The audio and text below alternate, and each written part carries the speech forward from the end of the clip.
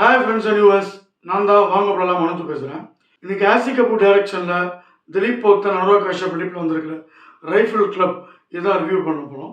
இந்த மலையாள படம் ஏற்கனவே தியேட்டர் ரிலீஸாக இப்போது நெட்ஃப்ளிக்ஸில் வந்திருக்கு. படத்தில் ஒன்று என்னென்னு பார்த்தீங்கன்னா ஒரு வெப்பன் டீலர் அனுராக் கஷ்யப்புக்கும், இன்னொரு பக்கம் ரைஃபிளை பக்காவாக யூஸ் பண்ண தெரிஞ்ச ஒரு ஃபேமிலிக்கும் நடுவில் நடக்கிற போராட்டம் தான் கதை.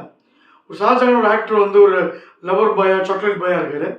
ஒரு ரகுடு ஒரு ரோலுக்காக நம்ம எப்படியாவது துப்பாக்கி சூட்டை கற்றுக்கணும், அந்த ரைஃபிள்லாம் எப்படி இருக்குன்றதை தெரிஞ்சுக்கணுன்றதுக்காக வயநாட்டில் பிரிட்டிஷ் காலத்துலேருந்து இருக்கிற ஒரு பெரிய ஃபேமிலிக்குள்ளே ஐக்கியமாகிறாரு.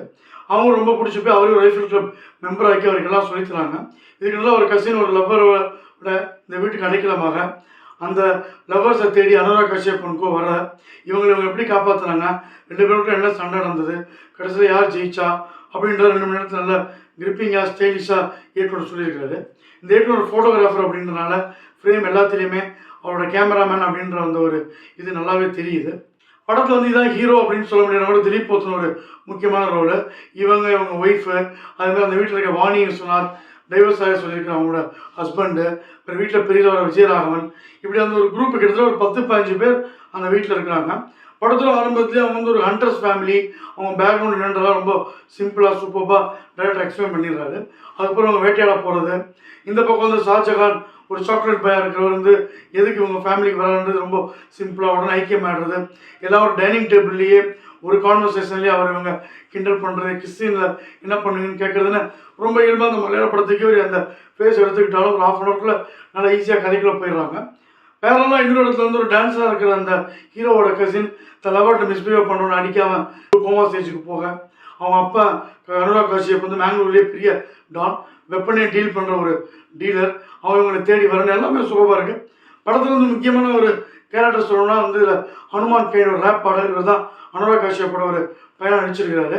இவர் அவங்க வீட்டில் தேடி வர்றது, இவங்களுக்கும் வாணி விஸ்வநாத் நடக்கிற ஒரு கான்வர்சேஷன், அதுக்கப்புறம் ஒரு டீமோட உள்ளே வரும்பொழுது அப்படியே அமைதியாக எல்லாமே அவங்கள பார்க்குறது, அந்த மியூசிக் பேக்ரவுண்ட், அந்த மியூசிக்கும் இவர் தான் போட்டிருக்காருன்னு நினைக்கிறேன்.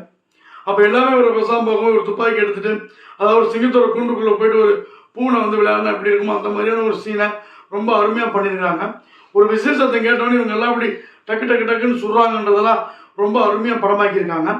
அதே மாதிரி திலீப் போத்தனும் அந்த ஷாஜகான் அவங்க வேட்டையாட போகிற இடம், அங்கே அந்த ஹீரோ பண்ணிய வேட்டையாடுற சீன்லாம் ரொம்ப நேச்சுரலாக, எங்கேயுமே அந்த சிஜிஎன் தெரியாத அளவுக்கு நல்ல மெனக்கெட்டு படத்தை எடுத்திருக்காங்க. படத்தோட பிளஸ் இந்த ஆக்ஷன் சீக்வன்ஸு, அதேமாதிரி இந்த அனுராக் கஷ்யப் கூட்டி விட்டு ஒரு ஆள் ஒரு பைக்லேயே ஷூட் பண்ணுறோம், வீட்டுக்குள்ளேயே பைக்கில் போயிட்டு கடல் சுட்டுகிட்டே போகிறது.